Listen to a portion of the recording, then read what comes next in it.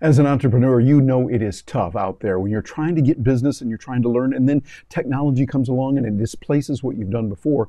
What do you do? How do you adapt? Well, in this episode, we've got a treat for you. We're going to be talking about what they did with the Pony Express and how that can help you, the lessons that they learned in the Pony Express, how that can help you as an entrepreneur today. And so that you'll be able to take those lessons and apply them and succeed. All of that and more in this episode of Agorapreneurs. Welcome to Agorapreneurs, standing for liberty and freedom, all done peacefully. Now, here is your guide, Terry Brock. Hi, I'm Terry Brock, your guide here on this journey as an entrepreneur to live life in the agorapreneur style. Now, what do we mean by that? Well, it comes from entrepreneur. You know, the preneur part of that is entrepreneur. I've always been an entrepreneur since I was in second grade, getting out and doing something and working hard. And so I know you can probably relate to that as well. Many of you can. And the agora part, it comes from the Greek word agora, which stood for open places, and the idea of living life freely and peacefully, voluntarily. That's a key term in this, that you live life voluntarily and you are there interacting with others, not initiating force and coercion. So that's what we talk about here. And in this episode, we're going to talk about some of the ways that you can use this, how you can work with that in many different ways. And if you want to find out more about it, you can bounce over to our YouTube channel there, bit.ly/Liberty Lover, the bit.ly/Liberty Lover will help you to get through that. And also, we want to let you know another way that you can get ahead is by working with our sponsor, getting their product, Restream. Restream gives you the ability to take your information and send it out to multiple platforms at the same time. So I can be on Facebook, I can be on several different groups in Facebook, my personal profile can be on a page, can also be on YouTube and LinkedIn, get approved to be on LinkedIn, Twitter, and many others, up to 30 destinations all at the same time, which is pretty amazing when you think about it. Got some real possibilities there that you want to look into. But what we're going to talk about this week is how you can learn from what they did with the Pony Express. We know that they did a lot because I think we can learn a whole lot when we get back into where we are. We know that learning is critical. And learning gives us the ability to get a lot done. It gives us the ability to do it when we're going to classes, when we go to those training sessions and we learn, well, like this, here's one in person. We're doing more virtual right now, but you can still do these. And by learning and continuing to feed your mind, you are able to get ahead. But we can also learn from historical examples on how we can adapt. In the midst of a world that is changing very rapidly, it can be tough because sometimes you get a technology and you learn it and you go, hey, this is good, and then all of a sudden they change it. Well, let's look at what they did before and how things work. Well, they had a problem back in the 1850s, and that problem was that the United States, which looked kind of like this, consisted of mostly the people in the East, most of the people there, but there was a few moving out to this newfangled place called California. Hey, it had some real good possibilities, but the only way to get there would be either going all the way across the land, which was very difficult, took a long time to get there, or going over the mountains and all those kind of things, or they'd have to go all the way down on the Atlantic Ocean around South America, the very tip down there, and then come back up. Well, that took 2 to 3 months to get there, sometimes depending on what the weather was like and mutinies and all kinds of things. And so they decided they could do something a little different. Engineers and entrepreneurs came up with an idea that's pretty innovative. And what it is, it started, let me make this a little bit smaller, over here, St. Joe, Missouri. Right down there, St. Joe, Missouri. And what they would do is they would have these riders. They had the idea they could get horseback riders who were going to go really, really fast for that day. And they would go up and over the mountains and then come back down here, coming across some territory that was kind of dangerous, and they would end up right here, San Francisco. And so, in Sacramento. They'd end up in Sacramento. And by doing that, then what they were able to do is they were able to get it across, and it did it in pretty amazing time. Matter of fact, for them, look at this. Here's one of the ads that they had for that. Let me give that to you on the full screen. That they would do this in 10 days to San Francisco.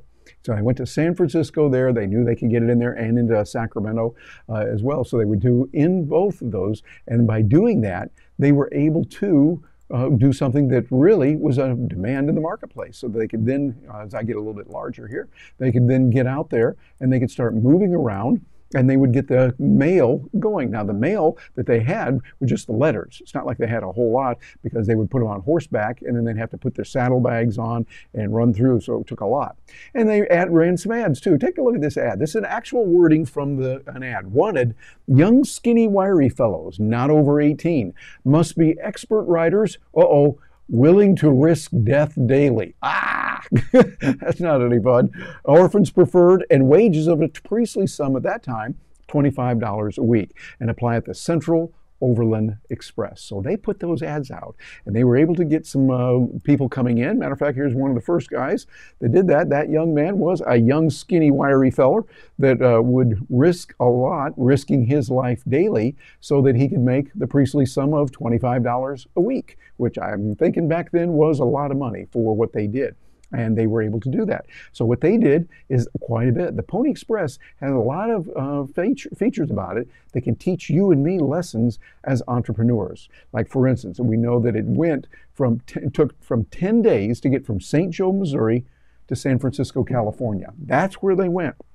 They went out there, San Francisco and Sacramento, going to both those places, and they were able to do it. And that was record time then. And they were changing riders along the way. So it wasn't just one or two. But here's the real shocker. Pony Express only existed from April 3rd, 1860 to October 24th, 1861, about 18 months or so, which is not long. We think of the Pony Express as going for a much longer time. But you see, it was displaced. And what was it that displaced that can teach us some lessons today?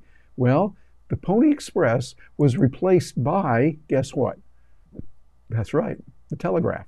Now, the telegraph existed. It was invented in 1853 by Samuel Morse, but it had not made their strides and not accepted as much. And they didn't have it from St. Joe out to San Francisco.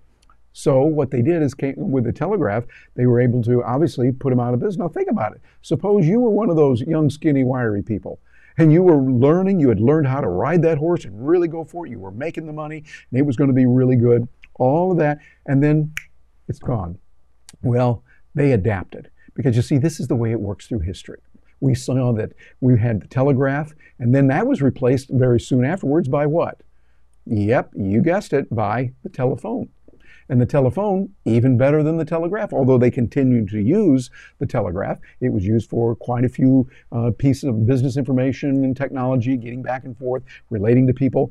And then they started making the telephone even bigger, making the telephone even bigger part of our lives and what it would do and the way it grew. And then you needed a switchboard. Well, a job was created here that didn't exist before. Jobs are created and dissolved throughout history. That's an important lesson. Keep in mind that you as an entrepreneur are out there on the cutting edge. You want to see, okay, what's going on right now that's working and what is not? How are we going to be able to do this? Now, today, of course, we don't have those telephones. We have something else. That's right. We've got phones that we're using, our cell phones. Let me get out of my way here. I'm getting in my own way there, right? Like that. So we're getting our own cell phones, and now we've got it. But think about it. With that cell phone that you have in your hand, you have access to the information in the world more than the President of the United States did just a few years ago. And now you can do that. But we've got to keep adapting and changing. That is the key. I like the way that Teddy Roosevelt said it when he said, do what you can with what you've got right where you are. It's easy to say, boy, I sure wish I had such and such, or I wish I had it a little bit better on that. Well, you don't have that. What you do have, though, is the ability to adapt and to change and to get up there. But you see, you got to do it. You've got to put in the reps. You've got to do those reps and get out there and actually do the work. Without doing that work, it's not going to happen, and you've got to put those push-ups in, even when, and I would say especially when, you know you need to do it, you should be doing it, and you just stop doing it. And so what you want to do is to build that discipline into you. Learn from the Pony Express, how they were able to adapt and adjust. They did something that was pretty incredible for that time, and then it was displaced by technology. You get out there as an entrepreneur, as an agorapreneur, and think of how you can change, how you can get ahead, and how you can make it in this world, whatever happens, because that is how we're going to do it. Hey, I'd love to hear from you. Drop me a note. My email is terry@terrybrock.com, and I always look forward to hearing from folks that have questions about how we can help you, what we can do to make your life a lot better. And I'll look forward to seeing you again.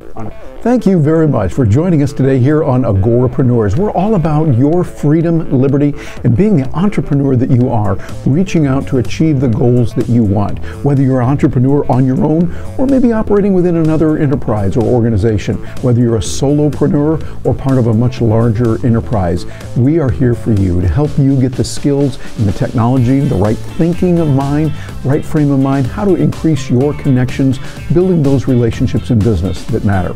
Don't forget, we've got the 5K program, help you in creating content, no charge to you. You go over and you can look at that at terrybrock.com/5K. Notice the K is lowercase, and you'll be able to get that information, no charge, and you'll also be able to sign up for the newsletter that we send out, the Agorapreneurs Power Report, so you stay right up to date on what's going on. And if you need to reach me, my email is the best way to get in touch with me, terry@terrybrock.com. Hey, thanks for being with me today. I'm looking forward to hearing from you.